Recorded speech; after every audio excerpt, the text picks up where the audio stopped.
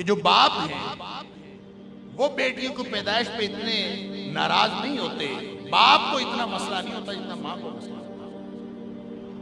اور پھر وہی ماں بڑی ہو کے جب اس کو تھوڑا سا شعور آتا ہے تو وہی ماں جو بچی کی پیدائش پہ غمگین ہوتی ہے اور افسردہ ہوتی ہے اور بیٹے کی پیدائش پہ خوشیاں مناتی ہے اور بیٹی کی پیدائش پہ خوشیاں نہیں مناتی، باپ خوشیاں منانا چاہتا بھی ہو تو ماں کہتی ہے کہ بیٹی پیدا ہوئی ہے کیا خوشی منانا، بیٹا ہوتا تو ہم یوں کرتے، بیٹا ہوتا تو ہم یوں کرتے۔ وہی بڑے ہو کے وہی بیٹی اور وہی ماں وہ پھر حقوق نسواں کے لیے مردوں سے اپنے حقوق لینے کے لیے پھر وہ عورت مارچ کرتی ہوئی آپ کو بازاروں میں نظر آتی ہے۔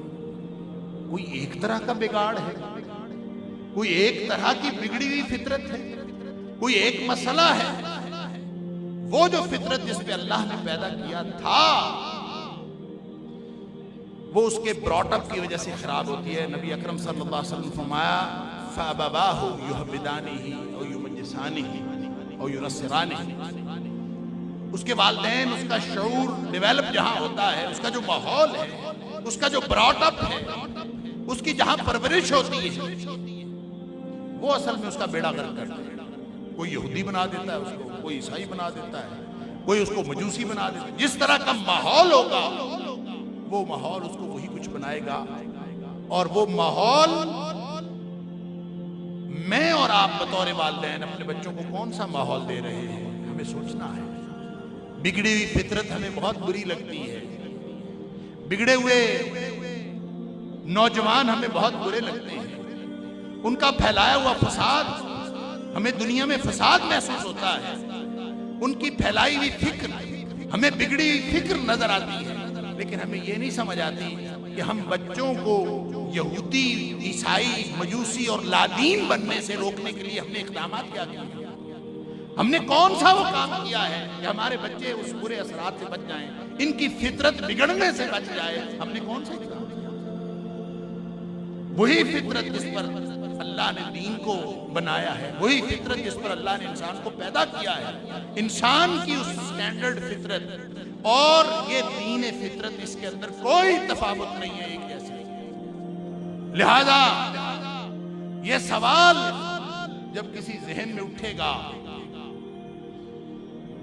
کہ عورت کو 4 شادیوں کی اجازت کیوں نہیں ہے، مرد کو 4 شادیوں کی اجازت کیوں ہے، تو یہ ہمیشہ اس ذہن میں اٹھے گا جو بگڑا ہوا ذہن ہوگا، جو بگڑی ہوئی فطرت کا مالک ہوگا، وہ یہ سوال اٹھائے گا۔ جو اس بات سے ناآشنا ہے کہ اللہ نے مرد کی فطرت کیا بنائی ہے اور عورت کی فطرت کیا بنائی ہے، جس کو یہ معلوم نہیں ہے کہ اللہ کے پیدا کیے ہوئے معیار کے مطابق اور اللہ کے دیے ہوئے معیار کے مطابق مرد کی ضرورتیں کیا ہیں اور عورت کی ضرورتیں کیا ہیں، جو اس بگڑی ہوئی فطرت کا مالک ہوگا وہ ہمیشہ ایسے سوال اٹھائے گا۔ لہذا وہ سوالات جو معاشرتی رشتوں کے بارے میں اٹھتے ہیں، جو ماں باپ سے اولاد کے حقوق چھین لینے کے حوالے سے اٹھتے ہیں، جو خواتین کے حقوق مردوں سے چھین لینے کے بارے میں اٹھتے ہیں، یہ دیکھے بغیر کہ وہ مرد اس کا باپ ہے یا مرد اس کا بھائی ہے یا مرد اس کا شوہر ہے، اگر اللہ کے دین کی اور اللہ کے رسول صلی اللہ علیہ وسلم کی دی ہوئی اس شریعت کو دیکھیں، اس فطرت کو دیکھیں، تو مرد تو محافظ ہے عورت کا۔ مرد نے تو کبھی عورت کے حقوق، کوئی بے غیرت مرد ہوگا جو عورت کے حقوق چھیننے کی کوشش کرتا ہوگا، یا وہ مرد اپنی مردانگی جتا کر عورت کے حقوق چھینتا ہوگا، وہ کوئی بے غیرت ہوگا، اس کا دین اسلام کے ساتھ کوئی تعلق نہیں۔ لیکن یہ سوال اٹھانا یہ بگڑی ہوئی فطرت کا نشان ہے، بگڑی ہوئی فطرت کی علامت ہے کہ فطرت جب بگڑتی ہے تو پھر انسان اس طرح کے سوالات بھی اٹھاتا ہے۔ یہ تو چھوٹا سوال ہے، یہ چھوٹا سوال ہے کہ مرد اور عورت شادی کیوں کرتے ہیں، یہ چھوٹا سوال ہے۔ اگلا سوال اس کے لیے بھی تیار رہے جس کے لیے مغرب نے اپنی زمین تیار کر لی ہوئی ہے، مغرب کے ہاں پورا معاشرہ اس کے لیے تیار ہے۔ کیوں؟ یہ کردار عام پائے جاتے ہیں۔ آپ انٹرنیٹ پہ بیٹھیں، آپ انٹرنیٹ کی جو بیہودہ ویب سائٹس ہیں وہ دیکھیں، آپ وہاں سے وہ رشتے جو اللہ نے جن رشتوں کو پاکیزہ رشتے قرار دیا تھا وہ رشتے جن رشتوں کو اللہ تعالیٰ نے کسی ایک ڈسپلن کے تحت، ایک معیار کے تحت، ایک خاص ضابطے کے تحت جوڑا تھا، وہ سارے کے سارے رشتے آپ کو تہس نہس ہوتے نظر آئیں گے۔ یہ ایک دن میں نہیں ہوا، یہ ایک پوری نسل چلی ہے، ایک پوری مہم چلی ہے، آہستہ آہستہ ان رشتوں کو برباد کیا گیا ہے۔ وہ جو پاکیزہ رشتے تھے ان کی پاکیزگی بھی ختم کی گئی ہے، ان رشتوں کو بھی ختم کیا گیا۔ کتنا عرصہ ہوا کہ ایک اصطلاح کزن کی، جس کو ہم سب استعمال کرتے ہیں، کبھی ہمیں پریشانی نہیں ہوتی۔ کزن کیا ہوتا ہے؟ جس کی کوئی ڈیفینیشن نہیں ہے وہ کزن ہے۔ چچا کا بیٹا بھی کزن ہے، پھپھی کا بیٹا بھی کزن ہے، خالہ کا بیٹا بھی کزن ہے، جس کے ساتھ کوئی رشتہ نہیں وہ بھی کزن ہے۔ اس سے پہلے کیا ہوتا تھا؟ چچا زاد بھائی، پھپھی زاد بھائی، سبحان اللہ۔ یعنی کتنی خوبصورتی ہے ان رشتوں کی۔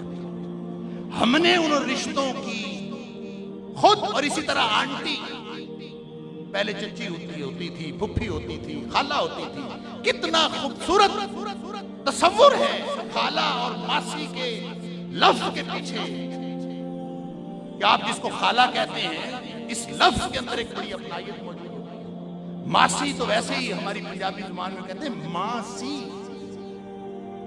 اور یہ تصور یہ کلچرل نہیں ہے، یہاں کا آرگینک نہیں ہے، اس تصور کے پیچھے شریعت کی بنیادیں موجود ہیں۔ نبی اکرم صلی اللہ علیہ وسلم کا فرمان دیکھ لیجیے۔ ایک شخص آیا، اس نے کہا مجھ سے گناہ ہو گیا، اللہ کے رسول صلی اللہ علیہ وسلم مجھ سے گناہ ہو گیا۔